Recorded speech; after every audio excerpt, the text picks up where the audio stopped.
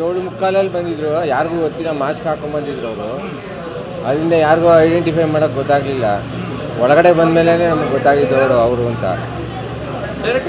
ಡೈರೆಕ್ಟಾಗಿ ಬಂದು ಪ್ರಸಾದ ಇದು ಒಳಗಡೆ ಬಂದು ಕೂತ್ಕೊಂಡ್ರು. ಅವ್ರ ಜೊತೆಗೆ ಒಂದು ಇಬ್ಬರು ಬಂದಿದ್ರು ಜೊತೆಲಿ ಬಂದು ಅವ್ರ ಅರ್ಚನೆ ಎಲ್ಲ ಮಾಡಿದ್ರು, ಪ್ರಸಾದ ಕೊಟ್ಟು ಕಳ್ಸಿದ್ರು. ಅವರು ಮೋಸ್ಟ್ಲಿ ಯಾರೋ ಪೇರೆಂಟ್ಸ್ ಜೊತೆ ಹೆಸರು ಮಾಡ್ತಿದ್ರು ಅನ್ಸುತ್ತೆ ಅವರು. ಒಂದು 10 ನಿಮಿಷ ಪ್ರಾರ್ಥನೆ ಮಾಡೋದು. ಇಲ್ಲ, ಅದೆಲ್ಲ ಏನು ಮಾತಾಡಿಲ್ಲ ಅವರು. 2 ಮಾತು ಆಡಿಲ್ಲ ಅವರು. ಯಾರ ಜೊತೆ ಮಾತಾಡಿಲ್ಲ. ಅದೇ ಹಣ್ಣುಕಾಯಿ ತಂದಿದ್ರು, ಪೂಜೆ ಮಾಡ್ಕೊಡ್ತೀನಿ. ಏನಿಲ್ಲ ಅವ್ರ ಜೊತೆ.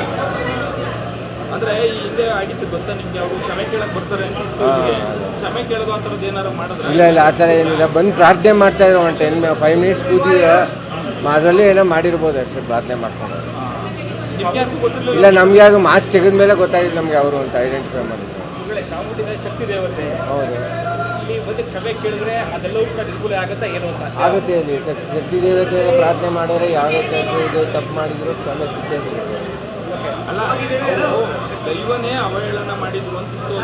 ಅದೇನೇ ಅವರು ಕ್ಷಮೆ ಕೇಳ್ತೀನಿ ಅಂತ ಹೇಳಿದಲ್ಲ, ಅದಕ್ಕೆ ಬಂದಿರಬಹುದೇನೋ ಗೊತ್ತಿಲ್ಲ. ಅದು ಆಗ್ಬೋದು, ಕ್ಷಮಿಸ್ಬೋದು. ತಾಯಿ ಮಕ್ಕಳನ್ನ ಕ್ಷಮಿಸ್ತಾರೋ ಆ ಥರ. ಅವರು 7:45 ಬಂದಿದ್ರು. ಯಾರಿಗೂ ಗೊತ್ತಿಲ್ಲ, ಮಾಸ್ಕ್ ಹಾಕೊಂಡು ಬಂದಿದ್ರು ಅವರು. ಅದರಿಂದ ಯಾರಿಗೂ ಐಡೆಂಟಿಫೈ ಮಾಡೋಕ್ಕೆ ಗೊತ್ತಾಗಲಿಲ್ಲ.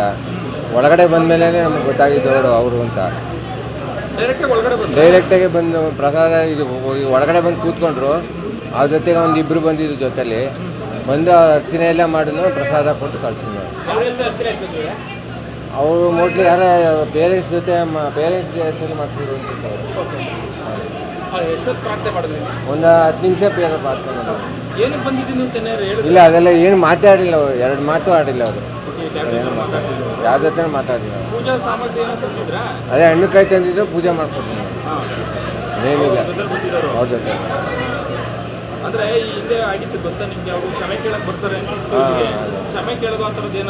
ಇಲ್ಲ ಆ ಥರ ಏನಿಲ್ಲ. ಬಂದು ಪ್ರಾರ್ಥನೆ ಮಾಡ್ತಾಯಿದ್ರು. ಒಂದು 5 ಮಿನಿಟ್ಸ್ ಕೂತಿದ್ರು. ಅದರಲ್ಲಿ ಏನೋ ಮಾಡಿರ್ಬೋದು ಅಷ್ಟೇ, ಪ್ರಾರ್ಥನೆ ಮಾಡ್ಕೊಂಡು.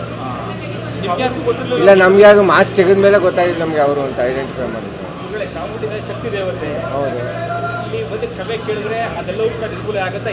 ಆಗುತ್ತೆ. ಅಲ್ಲಿ ಶಕ್ತಿ ದೇವತೆ ಪ್ರಾರ್ಥನೆ ಮಾಡಿದ್ರೆ ಯಾವುದೇ ಇದು ತಪ್ಪು ಮಾಡಿದ್ರು ಕ್ಷಮೆ ಸಿಕ್ಕೇ ಸಿಗುತ್ತೆ. ಅದೇನೇ ಅವರು ಕ್ಷಮೆ ಕೇಳ್ತೀನಿ ಅಂತ ಹೇಳಿದಲ್ಲ, ಅದಕ್ಕೆ ಬಂದಿರಬಹುದೇನೋ ಗೊತ್ತಿಲ್ಲ. ಅದು ಆಗ್ಬೋದು, ಕ್ಷಮಿಸ್ಬೋದು. ತಾಯಿ ಮಕ್ಕಳನ್ನ ಕ್ಷಮಿಸ್ತಾರೋ ಆ ಥರ. ನಿರ್ಭೀತ, ನಿಷ್ಪಕ್ಷಪಾತ, ವಿಶ್ವಾಸಾರ್ಹ ಸುದ್ದಿಗಳಿಗೆ ಹೆಸರಾಗಿರುವ News18 ಕನ್ನಡ ಈಗ ಆಪ್ನಲ್ಲೂ ಲಭ್ಯವಿದೆ. ದಯವಿಟ್ಟು ಇಲ್ಲಿರುವ QR ಕೋಡ್ನ ಸ್ಕ್ಯಾನ್ ಮಾಡಿಕೊಂಡು ಆಪ್ ಡೌನ್ಲೋಡ್ ಮಾಡೋದಕ್ಕೆ ಮರಿಬೇಡಿ. ನಿಮ್ಮ ಬೆಂಬಲ ಹೀಗೆ ಸದಾ ನಮ್ಮೊಂದಿಗಿರಲಿ. ಧನ್ಯವಾದ.